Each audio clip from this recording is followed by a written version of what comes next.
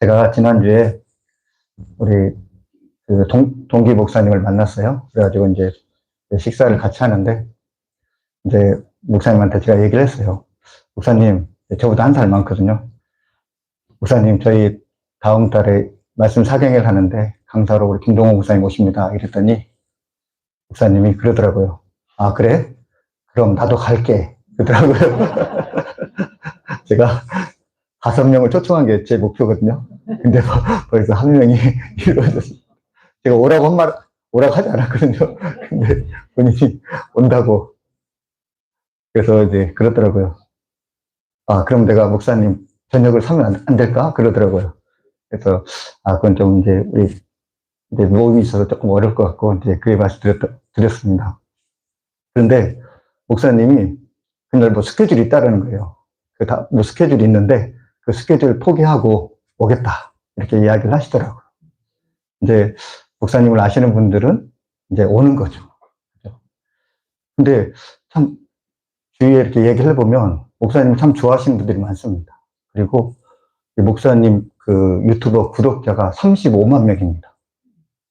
제가 지금까지 우리 기독교 관련해서 그냥 일반인들 말고 일반 유튜버들 말고 기독교 유튜버들 가운데 35만 명보다 더 많은 숫자를 제가 발견 못한 것 같아요. 혹시 여러분 발견했습니까? 예. 발견하시면 저한테 얘기해 주시기 바랍니다. 정말 목사님을 좋아하거든요. 근데 여러분, 이 김동호 목사님이 이 말씀만 한번 잘하시는 것이 아니라 또 유명하신 게 바른 소리를 하기로 유명하신 분입니다. 이분이 아주 그냥 대쪽 같으신 분이거든요. 그래서 바른 소리를 아주 잘하시거든요. 근데 어느 교회를 가서 이제 말씀을 전하는데 딱 목사님이 강단에 올라갔는데 그 예배실을 딱 봤는데 그 장로님석이 따로 있더래요. 아마 성가대에 이렇게 앉은 것 같이 장로님석을 따로 마련해가지고 거기다 펜스까지 높은 자리에 펜스까지 딱 쳤다라는 것입니다. 그래도 목사님이 그게 굉장히 눈에 거슬렸다라는 거예요. 그래가지고 목사님이 저 장로석을 없애지 않는 한 이 교회에는 부흥이 없다. 이렇게 참 간이 크시죠. 그래가지고 그렇게 얘기를 하셨다라는 거예요. 근데 이제 말씀을 끝나고 이제 들려오는 얘기가 그 장로님 한 분이 밖에서 아니 어떻게 이런 목사를 말씀 사경에 강사로 모셔왔냐고 막 큰 소리를 쳤다라는 거예요. 근데 여러분 김도 목사님을 다 좋아하는 게 아니죠. 오히려 바른 소리를 하니까 오히려 더 미워하는 사람도 더 많다라는 거죠. 여러분 왜 그렇습니까? 바른 소리 하는 게 잘못됐습니까? 근데 여러분 오히려 바른 소리 하기 때문에 더 미움을 받는 거죠. 그래서 목사님이 그 생사를 걸고 쓴 이 교회 개혁이라는 책을 쓰면서 굉장히 다른 사람들도 미움을 많이 받았다고 그래요. 그래가지고 목사님이 거의 죽기를 소망할 정도로 그 영적인 침체 가운데, 나락 가운데 떨어졌다. 이렇게 고백한 걸 봤습니다. 여러분, 한 사람이 사랑만 받는 게 아니죠. 미움을 받습니다. 여러분, 이처럼 우리 그리스도인들도 미움을 받는다라는 거죠. 여러분, 주님께서 오늘 제자들에게 너희가 미움을 받을 것이다. 라고 이렇게 말씀을 하십니다. 여러분, 이제 주님께서 세상이 너를 미워할 것이다. 제자들에게 말씀하셨는데, 여러분, 세상이라는 것이 무엇입니까? 우리가 이제 세상이라고 하면은, 우리 한국말은 이 세상이라는 건 가치 중립적인 것입니다. 여러 사람이 어울려 사는 이 세계가 바로 세상입니다. 근데 여러분, 우리는 가치 중립적인 말로 세상이란 말 쓰지만, 그러나 성경에서는 가치 중립적인 이야기가 아닙니다. 오히려 이 세상이라는 말은 좋지 않은 말입니다. 나쁜 말이라는 거죠. 왜 그렇습니까? 이 세상을 지배하는 그 영적인 세력이 있다라는 것입니다. 그 영적인 세력, 세상을 다스리는 그 영적인 세력이 바로 사탄, 마귀입니다. 에베소서 2장 2절에 이렇게 말합니다. 그때 너희는 그 가운데에서 행하여 이 세상 풍조를 따르고 공중의 권세 잡은 자를 따랐으니 곧 지금 불순종의 아들들 가운데서 역사하는 영이라 말씀합니다. 지금 이 말씀 가운데 우리가 어떤 존재였는지 우리가 말씀하고 있습니다. 여러분, 우리가 예수님을 영접하기 전에 우리는 공중 권세 잡은 자, 곧 사탄 마귀에 속해 있는 자들이었다라는 것입니다. 그리고 여러분, 이 사탄 마귀에게 속했다라는 것은 이 사탄의 영향력 가운데 우리의 삶이 지배를 당했다라는 것입니다. 실시간으로 이 예수님을 믿지 않는 사람들, 이 세상에 속한 사람들은 실시간으로 이 사탄 마귀의 영적인 세력에 이 지배를 받고 있다라는 거죠. 그러면서 3절에 이렇게 말씀합니다. 에베소 3절에 전에는 우리가 다 그 가운데서 우리 육체의 욕심을 따라 지내며 육체와 마음이 원하는 것을 하여 다른 이들과 같이 본질상 진노의 자녀이었더니 라고 말씀합니다. 이방인뿐만 아니라 도덕적인 사람들이라고 자처했던 이 유대인들까지 그들 모두 예외 없이 죄의 지배 아래 있었다라는 것입니다. 여러분, 사람들은 인간의 자유를 인간의 본질이라고 생각합니다. 그러니까 인간은 자유롭다라는 거예요. 그렇잖아요. 내가 내 마음대로 생각할 수 있고, 내가 내 마음대로 선택할 수 있고. 그래서 세상은 인간의 본질을 자유라고 규정합니다. 그러나 여러분, 성경은 뭐라고 말합니까? 인간에게는 자유가 없다라는 거예요. 왜 그렇습니까? 인간은 바로 이 공중권세 잡은 자, 마귀의 지배를 받고 있기 때문에 그렇습니다. 그들은 육체적인 욕심, 강렬한 욕망, 이 탐욕 가운데 살아가는 존재들입니다. 그렇기 때문에 그들은 자유롭다고 하지만 실상은 그들에게 자유라는 것이 없는 것입니다. 근데 여러분, 왜 세상은 우리 예수님을 믿는 사람들, 제자들을 미워하는 것일까요? 그것은 바로 아까 이야기했듯이 원래 예수님을 믿기 전에 사람들은 공중권세 잡은 자, 사탄의 이 지배 아래 있었습니다. 그런데 예수님을 믿으면서 우리의 소속이 옮겨지게 되었습니다. 공중권세 잡은 자, 사탄의 지배 아래 있다가 이제 예수님께 속하였습니다. 이제 우리가 예수님과 연합하여 살아가게 되었습니다. 내가 주님 안에, 주님이 내 안에. 우리가 이렇게 주님에게 이제 속한 자가 되었습니다.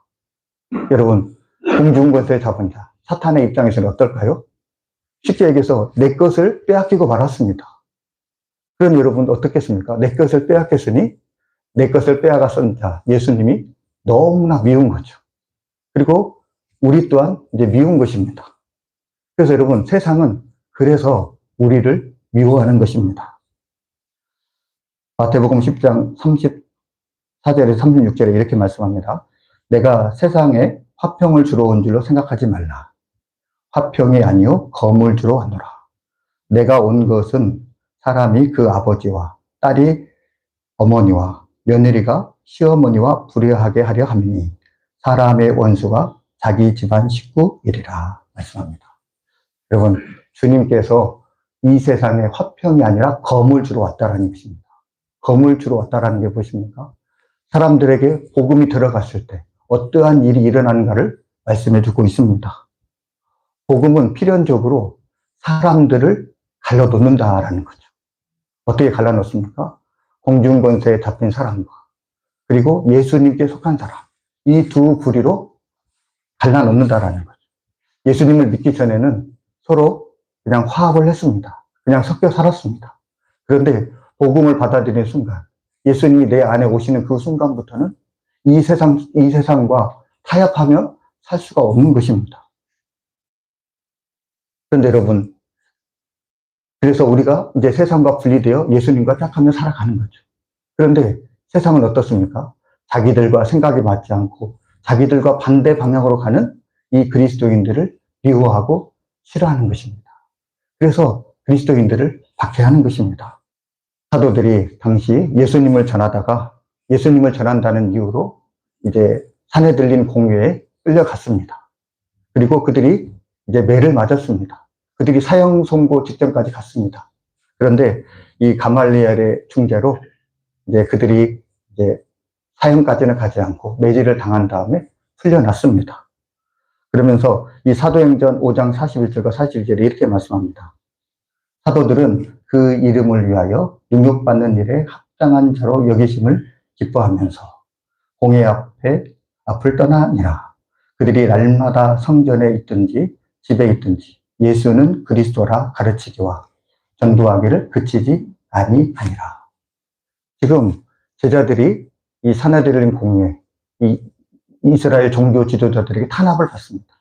여러분, 왜 제자들이 탄압을 받습니까? 바로 그 이름을 위하여. 그 이름 때문에 지금 제자들이 지금 미움을 받는 것입니다. 지금 이스라엘 종교 지도자들은 제자들이 미운 게 아닙니다. 제자들이 전하는 그 예수님이 미운 것입니다. 그래서 뭐라고 합니까? 집에 있든지 성전에 있든지 집에 있든지 예수는 그리스도라 가르치며 전도하기를 그치지 아니하니라. 제자들이 예수는 그리스도다. 그렇게 가르치는 게 싫다라는 거죠. 예수님이 전해지는 게 싫기 때문에 지금 이스라엘 종교 지도자들은 지금 예수님의 제자들을 핍박하고 있는 것입니다. 그렇기 때문에 예수님께서 뭐라고 말씀하십니까? 18절에 세상이 너희를 미워하면 너희보다 먼저 나를 미워하는 줄 알라. 제자들이 믿기 전에 먼저 예수님 미운 거죠. 그래서 산헤드린 공회는 이 제자들을 핍박한 것입니다. 근데 여러분, 제자들은 어떻습니까? 제자들은 그 매맞고 능욕받는 것을 부끄럽고 힘들어하고 원망합니까? 아닙니다. 오히려 그것을 더 기쁘게 생각했다라는 거죠. 제자들은 왜 예수님 때문에 핍박받고 능욕받는 것을 왜 더 기쁘게 생각하고 더 날마다 성전에서 집에서 예수는 그리스도라 가르치기를 더 힘씁니까? 바로 자신들이 이건 확실한 증거예요. 내가 세상이 아니라 내가 예수님께 속했다라는 이 증거. 내가 예수님께 속했다라는 것이 얼마나 이것으로 말미암아 얼마나 마음이 기쁜지. 그래서 제자들은 그것이 오히려 더 마음이 기뻤다라는 거예요. 근데 여러분, 예수님은 우리에게 뭐라고 말씀하십니까? 지금 예수님을 믿고 예수님을 전하면 핍박이 있습니다. 그리고 고통을 받습니다. 이거는 예수님의 제자라면 이건 피할 수 없는 것입니다. 더 한다면 우리는 이 세상과 어떻게 될까요? 우리 세상으로 나가면 우리도 또한 제자들과 같이 핍박받고 어려움을 처합니다. 그러면 우리가 세상에 어떻게 될까요? 세상과 등져야 될까요? 세상으로 나가야 되지 않을까요? 나가지 않고 있으면 되지 않을까요? 왜냐하면 세상으로 가면 핍박을 받으니까.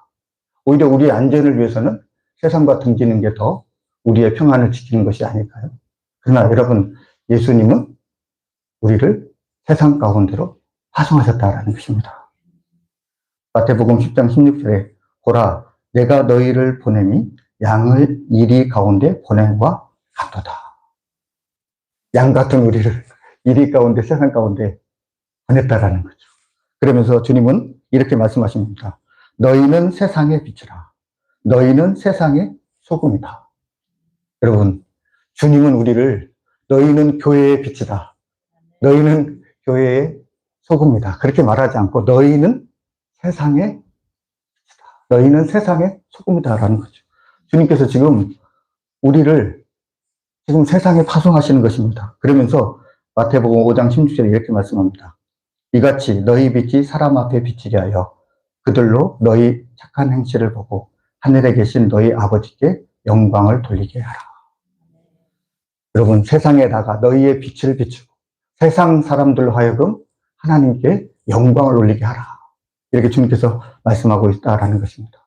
우리는 세상에 등진 존재가 아니라 세상에 나아가서 그들에게 선한 영향력을 미치는 것. 그리고 이 선한 영향력을 통해서 우리의 착한 행실을 통해서 그들이 주님께로 돌아가게 하는 것. 이것이 바로 우리의 역할과 사명이다라는 것입니다.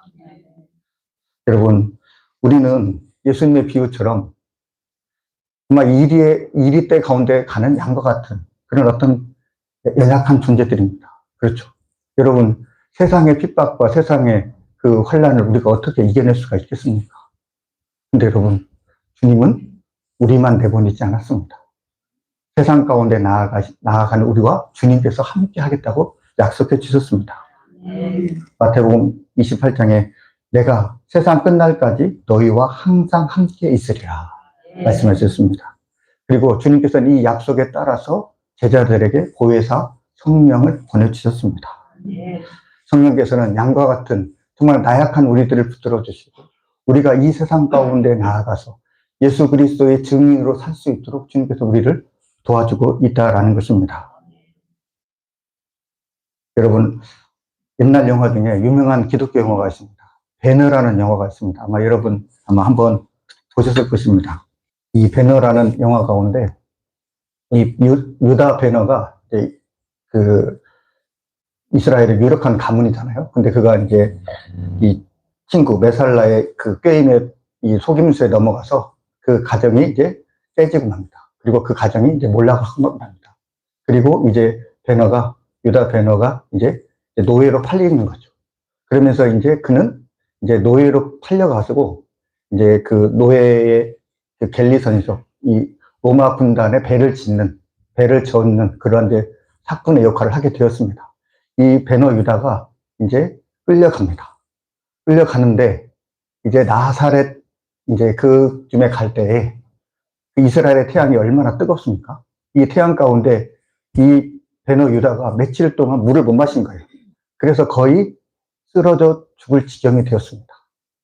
근데 나사렛에서 통과할 때 이 베너 유다가 거의 쓰러져 죽을 지경인데 어느 한 청년이 이 쓰러져 죽을 이 베너 유다에게 다가왔습니다. 그리고 이 청년이 베너 유다에게 물을 주었습니다.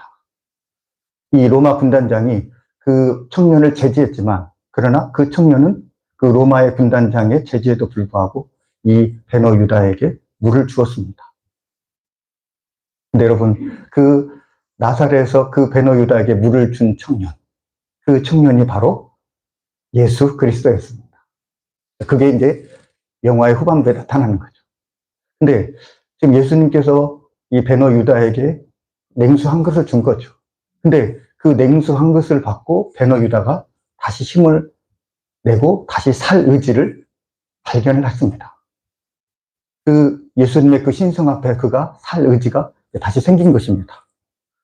그러면서 이제 시간이 흘러서 이제 베너 유다가 이제 메살라가 이제 전차 경주 가운데 메살라가 죽는 거죠. 그러면서 이제 메살라가 죽고 이제 다시 베너 유다가 예루살렘으로 돌아옵니다. 다시 이제 어머니와 자기 동생을 찾는데 어머니와 동생은 이미 나병에 걸렸죠. 그러면서 이제 이 베너 유다가 어떻게 하면 어머니와 이 여동생을 살 수 있을까 하다가 한 선지자 이야기를 듣습니다. 그 선지자가 모든 질병을 치료한다 이야기를 듣고 그 어머니와 여동생을 데리고 이 예루살렘으로 올라가게 됩니다. 그런데 예루살렘으로 왔는데 어느 한 사람이 십자가를 지고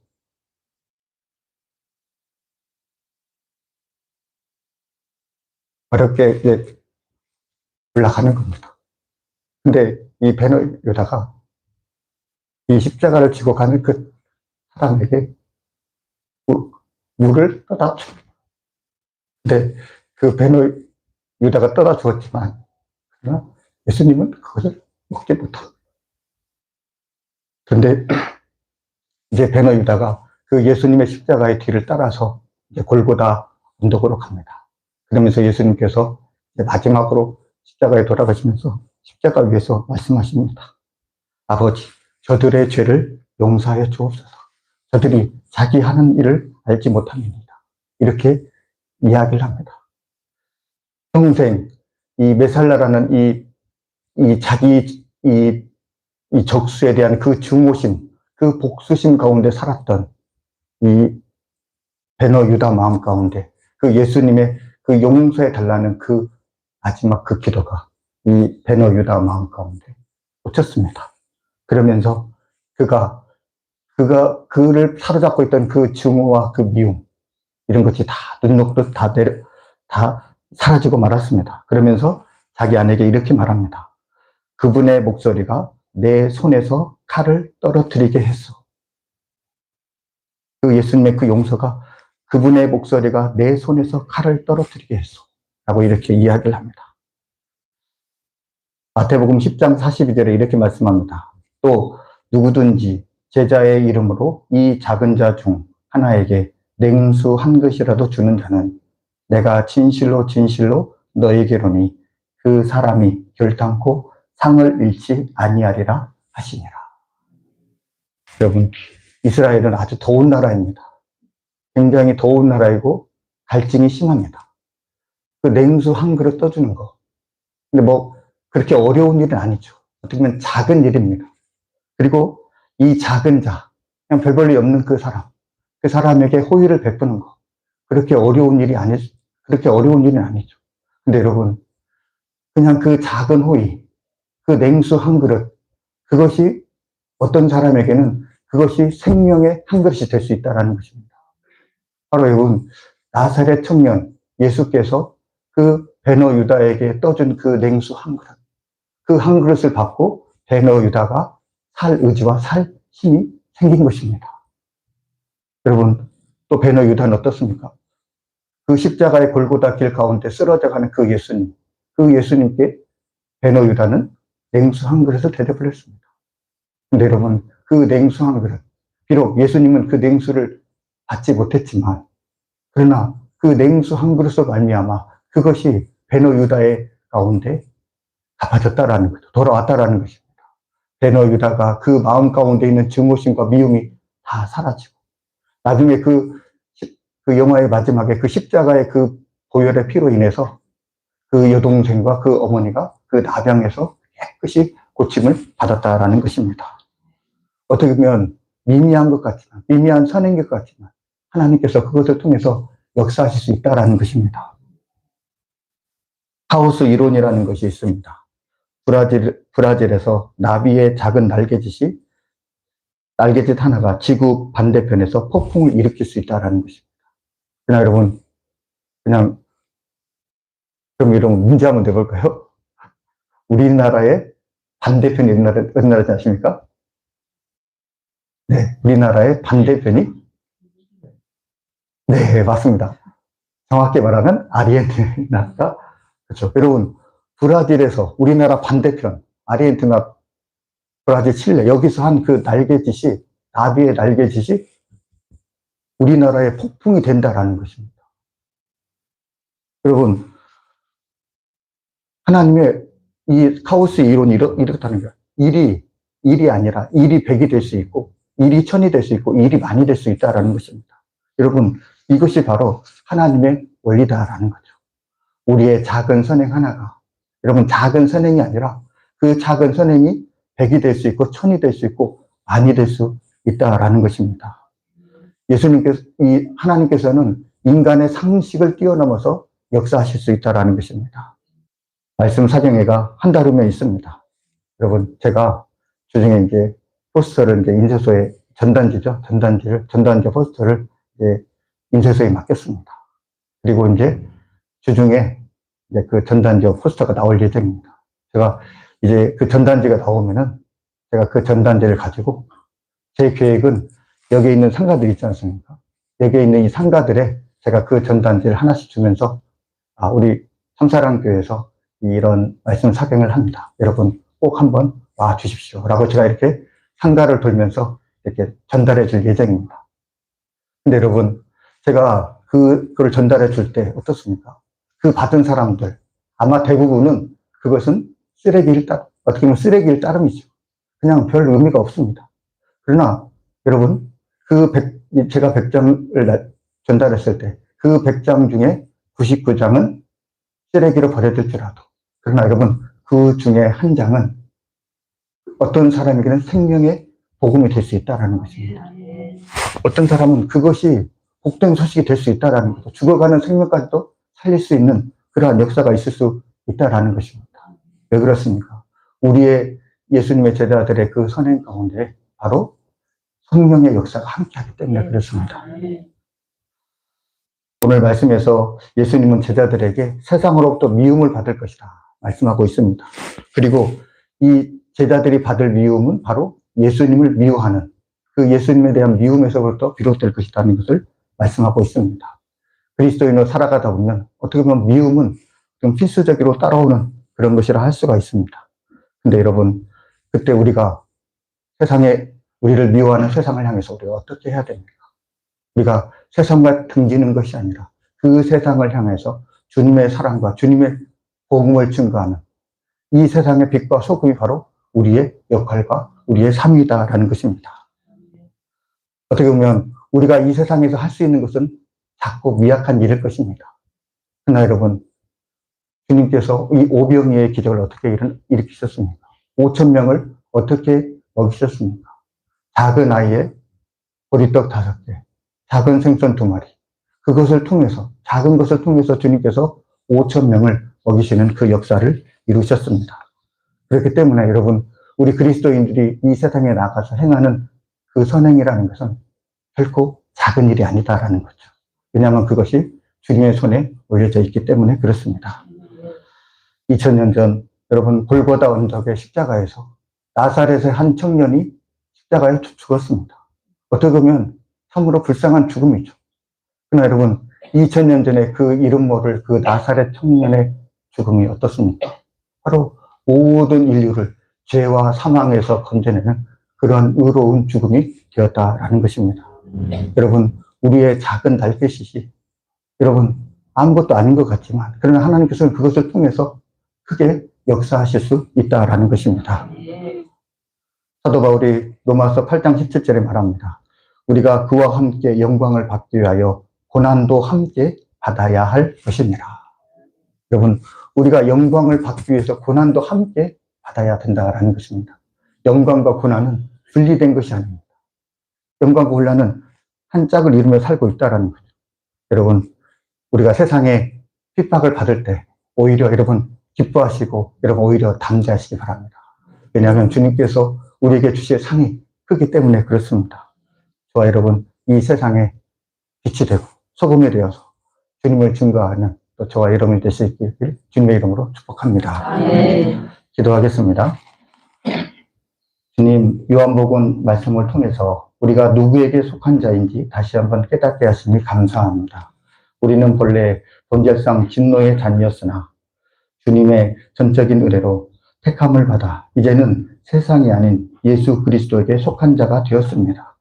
우리를 이 일 가운데 보내는 양과 같이 세상 속으로 파송하시는 주님, 우리가 세상을 두려워 숨지 않게 하옵소서. 우리 곁에는 우리를 도우시는 진리의 성령님이 계신 줄 믿습니다. 세상에 우리를 미워할지라도 우리는 그들을 향해 등을 돌리는 것이 아니라 오히려 세상의 빛과 소금이 되어 주님의 사랑과 복음을 세상 가운데 흘려보낼 수 있게 하여 주옵소서. 이 모든 말씀 예수님의 이름으로 감사하며 기도하옵나이다. 아멘.